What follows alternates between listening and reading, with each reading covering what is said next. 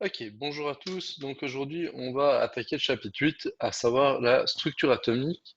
Et sur la partie aujourd'hui, on va uniquement traiter au final la découverte des différentes particules subatomiques, à savoir l'électron, le proton et le neutron. Première chose, en introduction. En introduction, on va revenir au final sur ce qu'on a dit au niveau de la théorie atomique énoncée par Dalton. On l'a vu au chapitre 5.2.4, et on a dit que Dalton, qui est un Anglais, au final, monte la première théorie atomique de l'histoire, et puis dit un certain nombre de choses. La première chose qu'il vient dire, c'est que les éléments chimiques sont constitués d'infimes particules qui sont appelées atomes. Il reprend une dénomination grecque, atomos, qui veut dire indivisible. Donc, pour lui, au final, il va estimer, on va le voir juste tout de suite, que les atomes sont indivisibles. Donc jusqu'à là, nous, on va être d'accord avec lui, et puis on va pas revenir là-dessus. On a bien des éléments chimiques, puis différents types d'éléments chimiques qui ont des caractéristiques différentes. Par contre, on va revenir sur le deuxième point. Le deuxième point, ben, puisqu'il appelle ça des atomes, ben, il estime qu'ils sont indivisibles. Donc ça veut dire qu'ils ne peuvent pas être subdivisés. Je ne peux pas couper un atome en quelque chose de plus petit selon lui. On ne peut pas créer des atomes ou détruire des atomes. Donc nous, on va revenir, au final, on va dire qu'on va pas être d'accord sur l'histoire de la subdivision, et puis ça va être les grandes découvertes atomiques qu'on va, au final, euh, regarder dans l'ensemble à travers ce PowerPoint aujourd'hui. Créer ou détruire des atomes, on est capable de créer des atomes artificiels, c'est sur vos tableaux périodiques tous les éléments synthétiques où les lettres sont écrites en blanc. Un exemple, par exemple, ce serait le plutonium, qui est un élément qui a été créé par l'homme. Et puis, on est capable de détruire des atomes aussi, puisque dans les centrales nucléaires, on a de l'uranium 235 qu'on vient bombarder avec des neutrons, et on est capable de casser ça en particules plus petites, comme des atomes de thorium. Donc nous, on va vraiment revenir sur l'histoire de la subdivision, et de se rendre compte que l'atome de Dalton, qui peut être représenté par une espèce de grosse sphère, une grosse boule, qui serait cet atome, ben, c'est un peu plus complexe que ça. Et puis à l'intérieur, ben, on a des protons et des neutrons au centre avec des électrons qui tournent autour. Donc là maintenant, la question, ça va être comment on en est arrivé à ce modèle-là? Comment on a découvert ces protons, ces neutrons et ces électrons? Donc je vais traverser au fil des périodes ces découvertes-là qui datent des années 1890 jusqu'à 1940 pour la dernière particule subatomique qui a été découverte en 1932. Donc, on va voir que cet indivisible, ben, au final, il est divisible. La théorie de Dalton, au final, a plusieurs problèmes et plusieurs limitations, et ça va être la découverte de l'électricité par Franklin qui va mettre au final à mal la théorie de Dalton. Il y a deux choses qu'on n'est pas capable d'expliquer avec la théorie de Dalton, c'est les phénomènes électriques et les phénomènes électrostatiques. Les phénomènes électriques, on n'arrive pas avec Dalton, avec sa sphère de matière, à expliquer pourquoi un courant électrique il est capable de passer à l'intérieur d'un fil de cuivre, d'un fil électrique. Si on prend les atomes de Dalton, ça voudrait dire qu'en permanence, on vient entrer des atomes de cuivre et sortir des atomes de cuivre de manière à être capable de créer un courant électrique. Or, le problème, c'est qu'on voit qu'on peut mettre la même source de tension sur plusieurs types de fils et l'électricité passe toujours. Donc, ça veut dire que on n'a pas, avec ces générateurs d'électricité, on ne vient pas produire des atomes, mais il doit y avoir quelque chose qui passe entre les atomes. Et ça, on n'est pas capable de l'expliquer à l'époque. Les phénomènes électrostatiques, c'est à chaque fois qu'on va se charger, donc le meilleur exemple, c'est vous vous baladez par terre, on est isolé du sol avec nos semelles de chaussures qui sont en caoutchouc et on peut se charger positivement ou négativement. Ensuite, on va monter des escaliers, on prend la rambarde et tout à coup, là, on prend un coup de décharge électrique. Ça, c'est ces fameux phénomènes électrostatiques. Un phénomène électrostatique, vous prenez un ballon, vous le frottez contre vous, vous le frottez au niveau de vos cheveux, et puis vos cheveux, vous êtes capable de les hérisser. Ben ça, c'est ces phénomènes d'une différence de charge entre la charge que vous avez et puis la charge d'un objet. et en général, on peut avoir des décharges électriques entre les 2. Pour voir un peu mieux, ces phénomènes, d'un point de vue électrostatique, c'est des choses, il y a des dangers liés à ces phénomènes électrostatiques. Par exemple, ici, on peut le voir avec un ravitaillement en produits inflammables d'un avion. Donc le ravitaillement, on voit que ici, on a, les tuyaux qui permettent de remplir l'aile de l'avion en kérosène et on a ici, le tuyau qui vient jusqu'au camion. Mais par contre, ce qui est intéressant de voir, c'est que dessus, ici, partout, on a un fil et ce fil, au final, c'est un fil qui permet, au final, de neutraliser la charge du camion. Pourquoi? L'avion, il est chargé, positivement ou négativement, il a volé. Le camion, il est sur des roues avec des pneus en caoutchouc, donc il peut aussi être chargé et puis il est en train, au final, de remplir l'avion, d'un liquide inflammable qui est le kérosène. Si les charges ne sont pas bonnes entre le camion et l'avion, on pourrait avoir, un courant électrique, au final, qui irait du camion à l'avion ou inversement et ça, ce serait une énergie d'activation, au final, suffisante pour pouvoir, démarrer la réaction de combustion, du kérosène et à ce moment-là, l'avion pourrait prendre feu ou exploser. Ici, on voit ce fameux, fil-là qu'on a vu sur le camion, juste en dessus. Donc là, le technicien est en train de tirer son fil de manière à faire le ravitaillement. On peut le voir dans certains garages. Ici, on a un récipient avec, un liquide combustible et puis on se rend compte qu'avec la pince, on a aussi une mise à terre de ces, différents, matériaux combustibles. Voilà, on fait souvent peu attention quand on prend l'avion, pour ceux qui le prennent, mais sur les avions civils, il y a des espèces de petites, ailettes, au final, sur le bout des ailes et ces ailettes, elles permettent, au final, en permanence à l'avion en l'air d'essayer de neutraliser au fur et à mesure, sa charge. Ça, c'est uniquement utilisé dans l'aviation civile.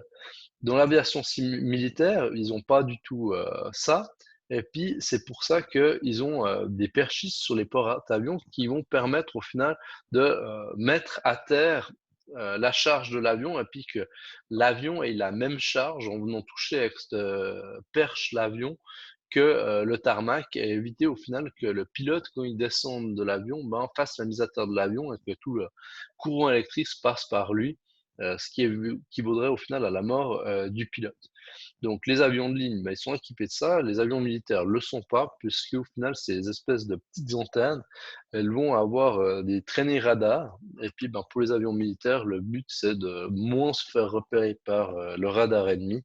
Donc c'est pour ça qu'ils n'ont pas ça sur, les avions, militaires.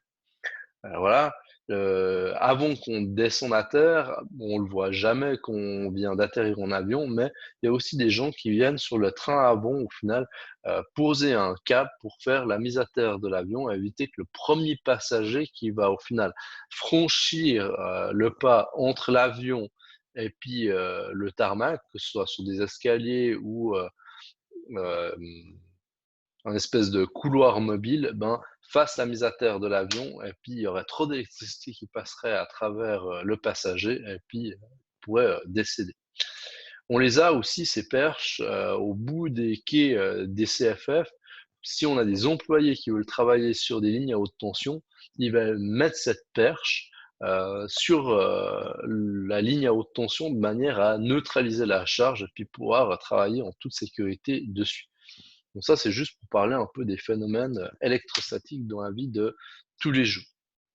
Maintenant, expérience simple, si je prends de la matière, n'importe quelle matière, et que je vais mettre ça entre deux éléments les plus puissants que je pourrais avoir au monde, l'expérience, il va pas se passer grand-chose. Ma pierre, elle va ni bouger vers le côté positif, ni bouger vers le côté négatif. Résultat de cette expérience, je peux dire que la matière est électriquement neutre. Elle n'est pas positive, elle n'est pas négative, puisqu'elle est attirée par aucun des deux côtés.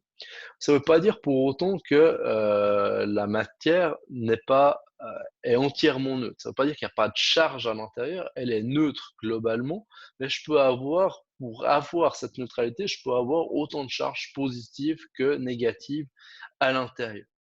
Et on va voir que si on frotte la matière, il y a certains matériaux qu'on peut facilement charger positivement ou négativement en fonction des matériaux. C'est le cas par exemple d'un ballon. Donc si je fais couler de l'eau du robinet et je viens m'approcher avec un ballon, il va strictement rien se passer. Par contre, si je frotte ce ballon contre mon t-shirt, je vais être capable de le charger négativement. Alors, négativement, ça, c'est un choix. On aurait pu dire qu'il se chargeait positivement. Maintenant, on sait que le caoutchouc, lui, se charge négativement par rapport à ce qu'on connaît sur les charges. Mais qu'importe qu'il se charge positivement ou négativement, ça revient au même. Et à ce moment-là, si je rapproche ce ballon avec des charges sur l'extérieur d'un filet d'eau, ben, le filet d'eau va être dévié en direction du ballon. J'aurais pu charger ce ballon positivement ou négativement, le filet d'eau va toujours être attiré par le ballon. Pourquoi? Bah, les molécules d'eau, au final, c'est des mini-aimants.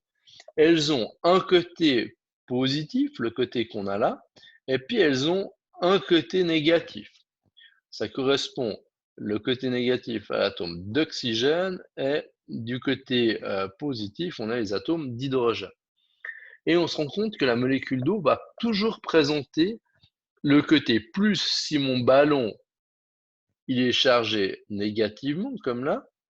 Si par hasard le ballon, la matière, elle était chargée positivement partout, à ce moment-là, on aurait la molécule d'eau, elle ferait un demi-tour sur elle-même et puis elle représenterait l'autre côté.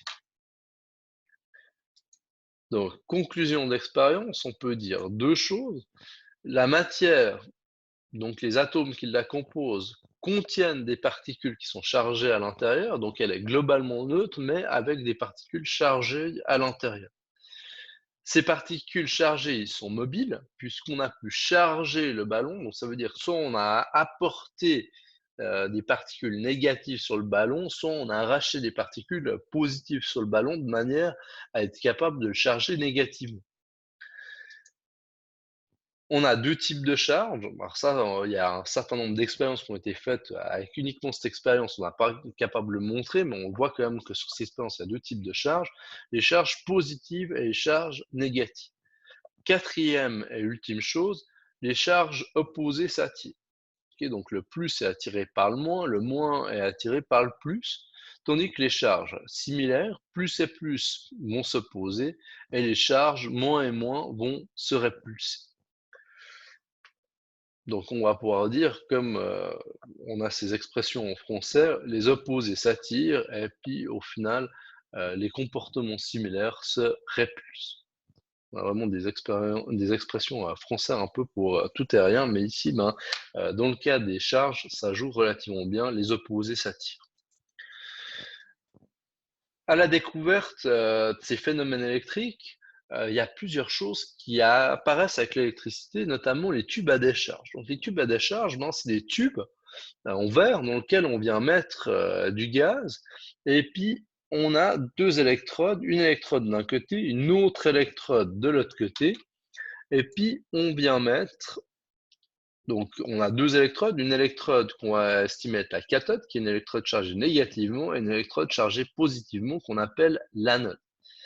Et on vient mettre des générateurs à haute tension. Ces générateurs à haute tension font tourner de l'électricité, et puis l'électricité arrive sur la cathode, passe à travers le tube à décharge, arrive au niveau de l'anode, et puis quand cette électricité passe de la cathode à l'anode, ça émet de la couleur. En fonction du gaz qu'on a, donc ici j'ai du N2, j'ai une couleur violette, mais si j'ai un autre gaz, au final je vais avoir d'autres couleurs. Alors, si on le regarde, l'hélium, on voit un peu de rose au niveau de la cathode et de l'anode, mais globalement c'est un tube qui va éclairer plutôt dans les oranges. Le néon, ça va être un orange plutôt foncé, donc on a l'impression que ça ressemble à rien par rapport au néon qu'on peut avoir chez nous, mais au final, les tubes néons qu'on a chez nous, ils contiennent ce gaz néon, mais ils contiennent d'autres gaz, et c'est pour ça qu'ils éclairent en blanc. Mais on a mis du néon à l'intérieur parce que le néon éclaire dans les rouges, et on sait que pour l'homme, au final, l'éclairage, un éclairage qui contient trop de couleurs froides, des bleus, des verts, ben, va rendre les personnes plutôt dépressives. Et puis on a plutôt choisi de mettre dans nos tubes d'éclairage des couleurs plutôt chaudes, typiquement dans les rouges, oranges. Donc on veut avoir une majorité de couleurs chaudes, même si la globalité de couleurs avec les différents gaz qu'on va ajouter, on veut obtenir du blanc. L'argon, on a un violet foncé.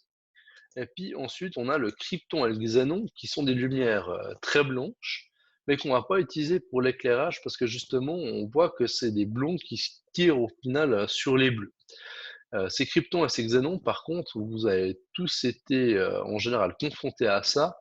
Il y a des fois des voitures, si vous marchez de nuit, qui éclairent très fort vos rétines, même si le conducteur a descendu ses feux de voiture sur les feux de croisement, ben, ça éclaire encore beaucoup et puis vous avez l'impression qu'il n'a pas baissé ses feux. Et en général, ça va plutôt être les voitures de sport et qui peuvent avoir au final des éclairages au krypton ou au xénon, qui sont au final, qui donnent ces couleurs un peu bleu pâle, qui tirent vraiment sur le blanc et qui éclairent bien. Donc voilà, ça c'est les tubes à décharge. Et ces tubes à décharge, ben, phénomène de foire, tout le monde au final est impressionné par ces différentes couleurs, qui sont des couleurs très vives, mais on revient avec la limitation liée à Dalton. On n'est pas capable d'expliquer avec l'atome de Dalton, au final, ces différents phénomènes, pourquoi tel et tel tube à décharge a telle et telle couleur. Donc là, pour le moment, impossible d'expliquer cela. Ensuite, on a Sir William Crookes, qui est un Anglais, et puis lui, au final, il a l'idée de prendre ces tubes à décharge et puis de venir ôter le gaz qu'il y a à l'intérieur. Donc il va faire différentes expériences et puis il va obtenir le tube de Crookes. Donc son tube de Crookes, c'est un tube à décharge comme les tubes qu'on a vus avant, simplement il n'y a pas de gaz à l'intérieur. Ils en ont fait plusieurs, et puis sur une des dernières modifications, il se rend compte, on va voir que son tube à l'intérieur, il fluoresce, puis il veut savoir si c'est la cathode ou l'anode qui est responsable de ça, et c'est pour ça au final qu'il va séparer la cathode et l'anode et plus les mettre l'une en face de l'autre. Donc ici, il vient tirer le vide de son tube. Donc si on reprend le tube de Crookes, il vient le brancher, cathode-anode, générateur, et puis cette fois, il n'y a pas de gaz à l'intérieur. Donc on pourrait se dire, normalement, on est censé avoir aucun résultat, il n'y a plus de gaz à l'intérieur, on a tiré le vide, donc normalement, on ne devrait pas avoir de couleur. Il se met dans le noir et il se rend compte que on a toute une partie du tube de Crookes, ici qu'on voit en vert, qui vient fluorescer en vert quand il est dans le noir.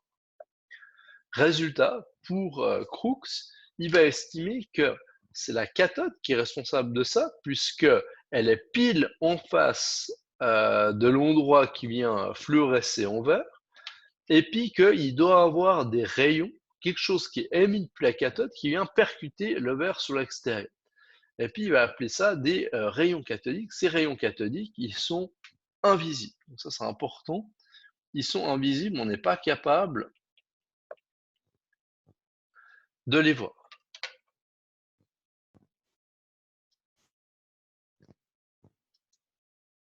Si on regarde le tube de Crookes, le résultat, ben, on le voit là. Donc, effectivement, on ne voit pas ces rayons qu'on a ici au milieu du tube. Et lui, pour être sûr que c'est bien la cathode qui émet, on voit qu'ici, il a une espèce de croix de fer, type croix de fer allemande. Et puis, il vient la mettre à l'intérieur de son tube. Et puisqu'elle est projetée ici au bout du tube, ben, il arrive bien à dire qu'effectivement, ben, il y a des rayons cathodiques qui traversent à l'intérieur du tube. Certains ben, sont arrêtés ici par la croix, et puis c'est pour ça qu'on a cette croix ici qui est décalquée derrière. Et puis, il y en a pas mal qui vont continuer tout droit, et en continuant tout droit, en percutant le verre, ben, le verre il peut fluorescer. Donc, si on regarde les observations pour Crookes, les observations, c'est qu'aucun flux lumineux n'est visible entre la cathode et l'anode. Donc ici, on n'a plus rien qui apparaît, donc j'ai rien qui est vraiment visible entre les deux. Le tube en verre à l'opposé de la cathode, donc ici, il fluoresce légèrement. Et comme conclusion, ben, il vient dire que des rayons invisibles, qu'il appelle rayons cathodiques, sont issus de la cathode. Suite à ça, on a un autre Anglais qui vient et puis qui suit Crookes et qui va aller plus loin dans les expérimentations de Crookes. Son nom, c'est Joseph John Thomson. Et puis, lui, c'est un physicien qui va gagner le prix Nobel en 1906 pour la découverte qu'il va faire. Et puis, on va retracer cette découverte. Lui, sa grosse question, c'est de se demander qu'est-ce que c'est ces rayons cathodiques. Donc, il est physicien et il estime qu'il y a deux possibilités au final pour ces rayons cathodiques. La première, c'est que c'est une onde électromagnétique. Alors, les ondes électromagnétiques, qu'est-ce que c'est? Ben, c'est une onde d'énergie. Dans les ondes que vous connaissez, ben, il y a le rayon gamma que Hulk se serait pris, il y a les rayons X quand vous allez à l'hôpital, il y a les micro-ondes quand vous réchauffez votre plat à la cafétéria à midi, et il y a toute la lumière visible. Donc ça, c'est des ondes, c'est une énergie, et en fonction de l'énergie, ben, il y a différentes couleurs pour toute la lumière qui est visible. Sinon, il estime que ça peut être une deuxième possibilité, c'est des particules. La particule, elle se différencie de l'onde par le fait qu'elle ait une masse. Donc s'il arrive à prouver qu'il y a une masse, à ce moment-là, il aura affaire à une particule et non pas à une onde électromagnétique. Donc il va développer une expérience et il va reprendre le tube de Crookes qui va venir au final modifier pour pouvoir faire son expérience. Donc le tube de Crookes, modifié à Thomson, il est là. Donc on a un peu la même chose. J'ai ici la cathode, on a l'anode. On verra qu'ici on a un collimateur, on verra à quoi ça sert. Et puis ici, sur le milieu du tube, il va pouvoir faire différentes expériences en venant modifier l'électricité ou les pôles magnétiques pour regarder au final les caractéristiques des rayons cathodiques qu'il va vouloir faire traverser à travers son tube. Donc on va venir à travers cet appareillage-là. Donc vous l'avez sous forme de schéma, il est là. Donc il vient prendre la cathode et l'anode et il vient brancher ça sur un générateur, donc on s'attend à ce qu'il y ait des rayons cathodiques qui aillent dans tous les sens entre la cathode et l'anode. L'anode, elle est particulière, puisque l'anode, au final, elle possède un trou à l'intérieur, et puis ça permet à des rayons, au final, de passer au travers. Donc ils peuvent passer au travers avec différents angles. Donc ici, pour le moment, il n'a pas un fin filament. Mais pour pouvoir observer et faire des calculs physiques, ben, il a envie d'avoir un fin filament qui avance droit. Donc pour pouvoir garantir ça, il vient mettre un collimateur. Le collimateur, il n'est pas branché sur l'électricité, c'est ni une cathode ni une anode, mais c'est un deuxième rond de métal avec un trou. Et ça va lui permettre au final d'avoir des rayons ici qui continuent tout droit. Tous ceux qui sont passés, qui n'étaient pas droits, ben, ils sont arrêtés au final par le collimateur. Ça lui permet vraiment d'avoir un fin filament de rayons cathodiques. Et puis ici, on pourrait dire que ces deux parties-là, au final, c'est comme si on avait un viseur de fusil avec deux visées. Et puis deux visées permettent au final d'aligner une cible. La cible, lui qui va viser, ben, ça va être un écran phosphorescent, fluorescent qui va mettre au final au bout de son tube du rayon cathodique.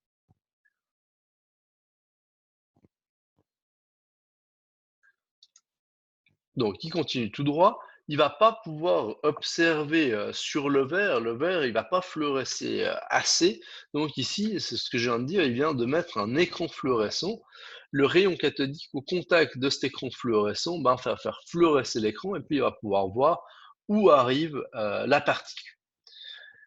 Il vient mettre sur le trajet, au final, du rayon cathodique, un condensateur plomb, donc c'est de nouveau quelque chose qui est branché sur l'électricité, et puis il va pouvoir charger les deux plaques positivement ou et négativement, l'une et l'autre. Il peut inverser et puis il peut les charger plus ou moins fortement d'un point de vue positif ou négatif. Il se rend compte que s'il fait ça, ben, le rayon cathodique, il est dévié par rapport à ce qu'il y avait avant. Donc normalement, avant, il allait tout droit. Et puis là, il se rend compte que le rayon cathodique, il est dévié. Donc, son rayon cathodique, il disparaît là, et puis il va le détecter ici. Donc il se rend compte que le rayon cathodique, il est dévié par le côté positif, donc il est attiré par ce côté positif, et puis il est répulsé par le côté négatif. Si il avait mis plus de charge plus ici, à ce moment-là, le rayon cathodique, il aurait été dévié plus haut. Si par hasard, il avait inversé les deux, donc ici, il vient mettre des charges négatives, ici, il vient mettre des charges positives, à ce moment-là, le rayon cathodique aurait été dévié sur le bas. On vient de voir apparaître ici, il aurait pu choisir différents métaux. Donc, il peut choisir du fer, du cuivre, qu'importe. À chaque fois, au final, il va toujours avoir le même résultat. Donc, je vais juste effacer tout ce que j'ai dessiné.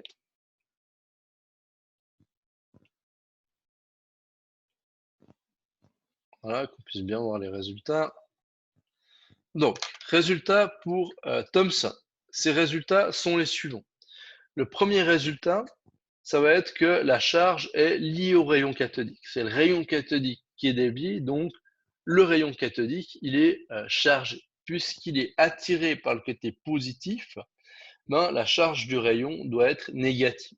C'est répulsé par le côté négatif, et puis c'est attiré par le côté positif. Les propriétés du rayon sont similaires qu'importe le matériau de la cathode. Donc on a dit ici, je peux choisir différents métaux. Ça va donner à chaque fois les mêmes résultats, qu'importe ce soit du cuivre, du fer. Donc ça veut dire que chaque élément ici métallique va être capable de produire ces fameux rayons cathodiques. Ici, en parenthèse, j'interrogerai pas là-dessus au test, mais on voit que le rayon de courbure, puisque ici, on a un rayon, ça, il va pouvoir garantir que c'est dû à quelque chose qui a une masse.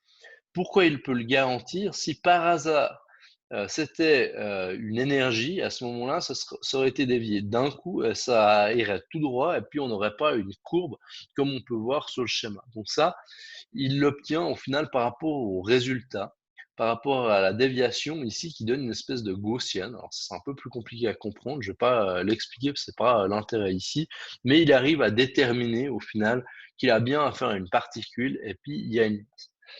Il vient sommer tous les résultats et puis il vient dire que ben, les rayons cathodiques, c'est pas vraiment des rayons, donc le terme rayon au final est faux. C'est des particules négatives, puis c'est des particules, elles ont une masse qui est non nulle, et puis que ça provient des atomes de la cathode, donc à savoir ici du fer ou du cuivre qu'on avait au départ. Ça implique que tous ces atomes sont divisibles. Au final, il a découvert en 1897 la première particule subatomique, à savoir l'électron. Donc, il vient dire que dans l'électricité, on a des particules qui bougent, qui sont plus petites que les atomes, qui sont les électrons, et on leur attribuera une charge de moins. Donc ça a été défini à l'époque. On a défini ça au bol. On aurait pu définir que l'électron il a une charge de plus 1. On a défini qu'il avait une charge de moins 1. Et puis, ça, c'est vraiment, au final, un choix qui a été fait à l'époque.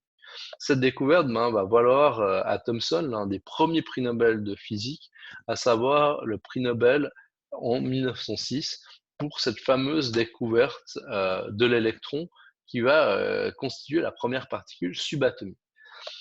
Thomson, il va un petit peu plus loin et puis il vient monter au final son premier modèle atomique. Donc il vient reprendre le modèle de Dalton et puis il vient dire ouais, maintenant l'atome, il est constitué d'électrons donc c'est ces fameuses particules négatives.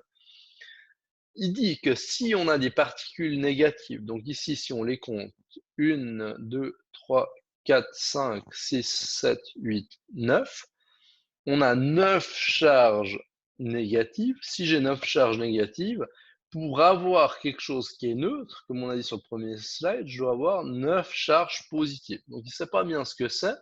Et puis il vient dire qu'on a une espèce de chair diffuse de charges positives de manière à pouvoir garantir la charge. Pourquoi il appelle ça le modèle du plum pudding? Ben, il est anglais et puis il adore au final l'espèce de panettone anglais qui est le plum pudding, une espèce de pudding aux prunes. Il estime que les électrons dispersés, ça correspond au raisin sec, et puis que la chair de charge positive correspond au final au pudding en lui-même. Donc, premier modèle, modèle du plum pudding. Un peu plus tard, on a au final Rutherford, Ernest Rutherford, qui est un néo-zélandais, et puis ce néo-zélandais, il a bossé pendant un moment pour Thomson. Et puis lui, il va remettre en doute le modèle de Thomson. Alors, il pense que le modèle il est juste, mais c'est un bon scientifique et il veut pouvoir démontrer au final que ce modèle il est juste ou éventuellement faux. Et puis, il va demander à deux de ses étudiants de faire l'expérience. Donc, le but, c'est de savoir si ce modèle atomique du plum pudding, il est juste ou faux. On ne peut pas avoir une seule expérience physique ou chimique qui démontre un phénomène, il faut trouver une deuxième expérience autre de manière à confirmer le résultat. Donc, il ne va pas refaire l'expérience de Thomson, sinon il arriverait exactement au même résultat. Le modèle du plum pudding existe. Donc, il va développer une autre expérience et puis il va mettre il va utiliser ce qu'il connaît déjà, parce que Rutherford, il a déjà eu le prix Nobel de chimie pour des résultats au final antérieurs liés à la radioactivité. Et puis il va utiliser un type de particules radioactives qui sont les particules alpha. C'est des grosses particules radioactives positives. Il va les utiliser dans son expérience de manière à savoir si le modèle de Thomson du plum pudding est juste ou faux.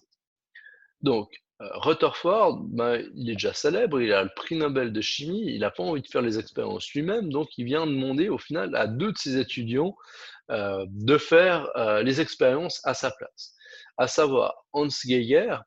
Geiger, c'est un Allemand, lui il est connu pour avoir développé le fameux compteur Geiger qui est encore utilisé de nos jours pour calculer au final des doses radioactives. Et puis si je vais dans une centrale nucléaire, en général, les gens sont équipés de compteurs Geiger de manière à savoir la dose de radioactivité qu'ils prennent chaque jour. Et puis un homonyme, quelqu'un qui a le même prénom que lui, Ernest Marsden, qui est au final un néo-zélandais. Donc eux, ils vont faire une expérience. L'expérience, ce schéma d'expérience, il est ici. Et puis, c'est un petit appareil, donc ça tient au final, ça doit être aussi grand que l'équivalent d'un tapis de souris en termes de surface, donc un tout petit appareil qui va permettre au final de faire son expérience pour démontrer le modèle du plum pudding. Donc on voit qu'on a un microscope qui est cette partie-là, on a une feuille d'or au centre et puis ici on va avoir une source radioactive. Et puis le microscope, lui, il a la possibilité au final de tourner sur son axe et puis l'entier de l'expérience est fait sous vide, donc on vient au final aspirer du vide de manière à ce qu'il n'y ait pas d'air et que les particules alpha ne soient pas déviées au final en rencontrant de l'air qui pourrait les empêcher de faire ce qu'elles veulent faire. Donc, si on vient résumer un peu son expérience, il a une source de particules alpha qui sont des grosses particules chargées positivement. Donc ça, c'est important. Les particules alpha sont chargées positivement. Il vient bombarder. Donc, on a une source radioactive. Les sources radioactives génèrent spontanément des particules alpha. Il vient mettre un collimateur plomb de manière nouveau, comme avant, à avoir un fin faisceau de particules alpha. C'est Cette fois, pour avoir son phénomène de visée, au final, c'est une épaisse plaque. Donc sa plaque, il la continue, elle est très épaisse. Et puis ça va lui permettre d'avoir ce phénomène de visée. Et puis il vient bombarder sa fameuse plaque. Cette fois, c'est une plaque d'or qui est relativement fine, puisqu'elle fait au final quelques nanomètres d'épaisseur, 4 micromètres d'épaisseur. Donc 4 fois 10 puissance moins 6 mètres d'épaisseur sur sa feuille. Et puis, ben, tout autour, alors ici je l'ai schématisé comme ça, mais on a un microscope qui peut tourner partout autour. C'est un écran à scintillants ou un écran fluorescent, ça revient au même, ça a exactement le même impact. Et puis, cet écran à scintillants, quand les particules alpha vont heurter l'écran à scintillants, ben, il va avoir du scintillement, et puis on va pouvoir détecter au final où ces particules alpha, elles arrivent. Donc, l'hypothèse posée par Rutherford, c'est de dire que si le modèle du plum pudding est respecté, à ce moment-là, la majorité des particules alpha va continuer tout droit, éventuellement d'être déviée au maximum de 1 degré. Donc ça, c'est l'hypothèse qui s'attend à avoir. Pourquoi il s'attend à avoir ça avec le modèle du plum pudding?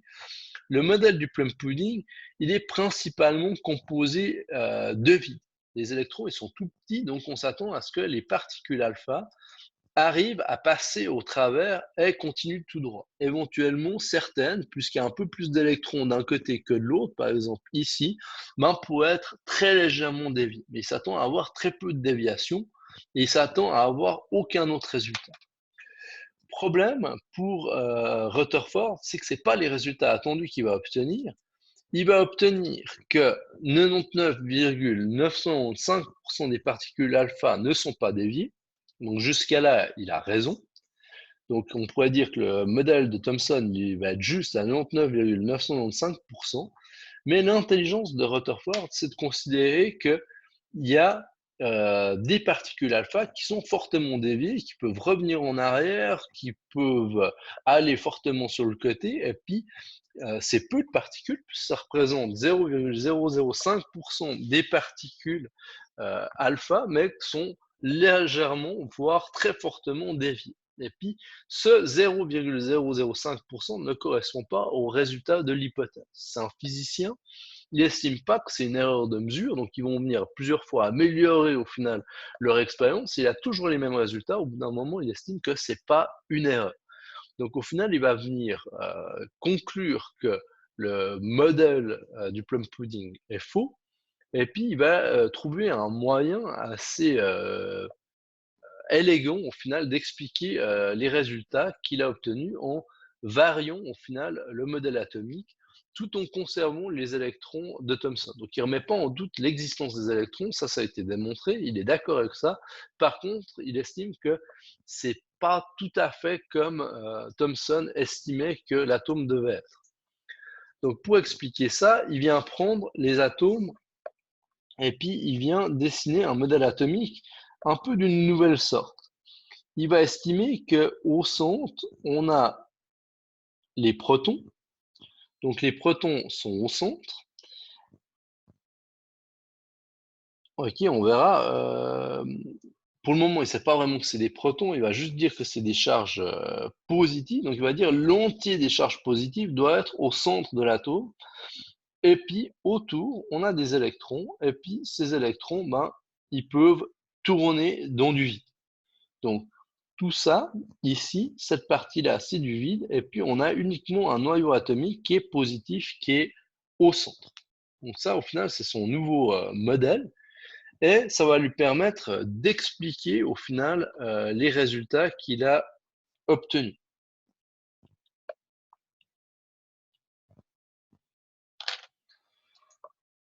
Donc la plupart des particules alpha vont tout droit. Ça, il l'explique, normal, les particules alpha passent dans la zone bleue de l'atome, qui est au final le vide de l'atome. Donc elles ne peuvent pas être déviées puisqu'il n'y a rien qui peut les dévier. Donc la plupart des particules vont tout droit. Par contre, il y a des particules qui allaient en direction, au final, des noyaux des atomes, et ces noyaux, comme ils sont positive, donc ma particule alpha, elle est positive, et chaque centre des atomes est chargé positivement. Et puis au contact, ma particule, elle va en direction. Maintenant, on a plus, on a une forte déviation, et puis elle est fortement déviée. En fonction de la distance à laquelle elle passe, ben, ça peut être moins dévié, plus dévié.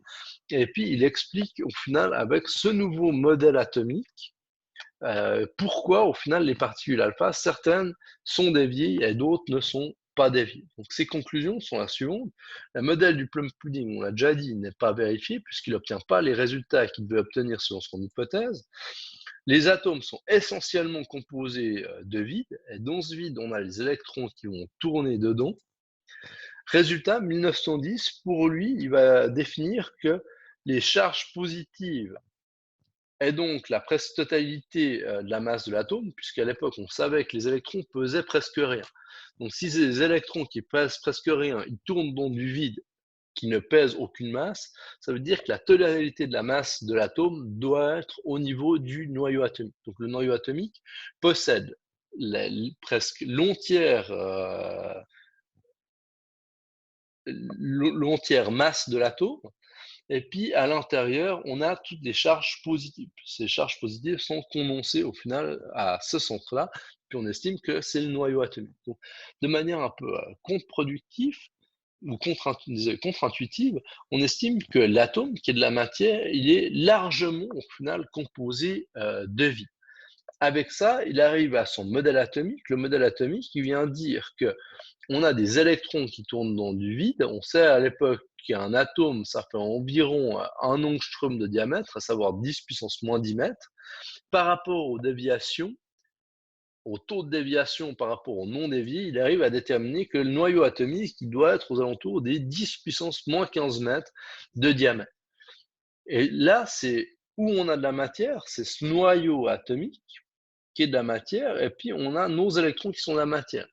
Tout le bleu pâle ici qu'on a sur le PowerPoint, sur cet atome, ben, au final, c'est du vide. Et puis, il définit au final une espèce de limite extérieure à l'atome, qui est la limite maximum extérieure où on pourrait trouver nos électrons, puisque nos électrons, au final, eux, ils circulent et puis ils bougent dans tous les sens. Donc voilà, pour le mettre à notre échelle ou une échelle que vous connaissez pour se rendre compte un peu de la quantité de vide qu'on a à l'intérieur d'un atome, si on estime que la limite extérieure sur laquelle pourraient être les électrons, ça correspond à la stratosphère terrestre, le noyau atomique au centre, il aurait la taille du bâtiment principal d'Auguste Piccard. Donc ce bâtiment-là serait au centre de la Terre, mais les électrons pourraient se trouver n'importe où entre le gymnase Auguste Piccard et le haut de la stratosphère, et les électrons auraient environ la taille d'une balle de tennis, voire une balle de ping-pong en termes de taille. Et ça permet de comprendre la grande majorité au final du vide qui compose notre matière. Donc la matière est essentiellement composé de l'inverse de la matière, à savoir du vide. Voilà, plus tard, on va découvrir le proton et le neutron. Le proton, il est découvert par Rutherford avec une expérience où il vient mettre du diazote dans une chambre à brouillard. Il se rend compte que ces particules alpha viennent heurter des atomes d'azote et puis produisent au final des protons et un atome d'oxygène. Donc le 8.3.3, la découverte du proton et du neutron, pas à savoir, vous pouvez mettre ça en parenthèse, je ne poserai aucune question là-dessus, c'est pas ce qui nous intéresse ici pour ce cours-là.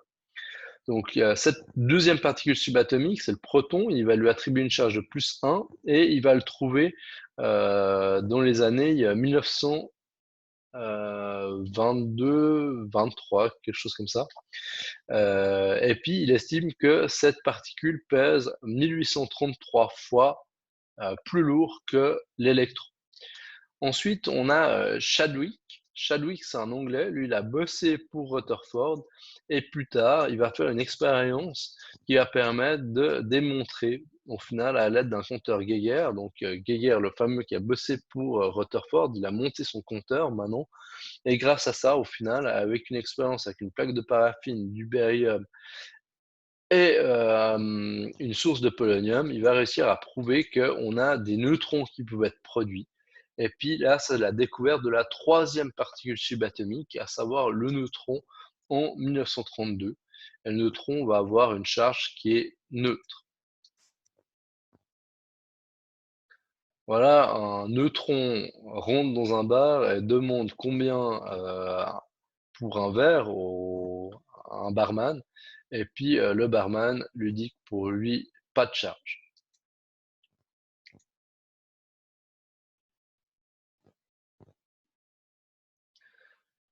En résumé, les trois particules subatomiques sont les suivantes. On a l'électron. L'électron, on va le représenter par une charge moins.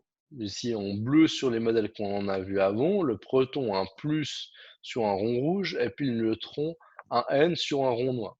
Pour tout ce qui va suivre, l'électron, je vais mettre un E-, le proton, un P+, et puis le neutron, un N0. Si on regarde la charge d'un électron, elle est de moins, c'est une particule qui est mobile et qui est très légère puisque la masse elle est de 9,1 fois 10 puissance moins 31 kg. Le proton, il a une charge plus 1, il est statique, il est plus mobile, lui il est concentré au niveau du noyau, il est environ 1800 fois plus lourd que l'électron. Et dans le noyau, on a une autre particule qui est le neutron, qui est aussi statique dans le noyau, et puis qui a une masse qui est plus ou moins similaire au proton. On va voir, on estime que c'est des nucléons, donc les protons et les neutrons sont des nucléons, puisqu'au final, ils sont à l'intérieur du nucléus, à savoir le noyau. Okay, et c'est ces particules-là qui sont responsables au final majoritairement de la masse de l'atome. Et puis, cette masse-là se situe dans ce fameux noyau. Donc, ce terme nucléon, il va être important pour la suite. Voilà, j'ai fini avec la première partie de ce cours, au final, sur les découvertes atomiques.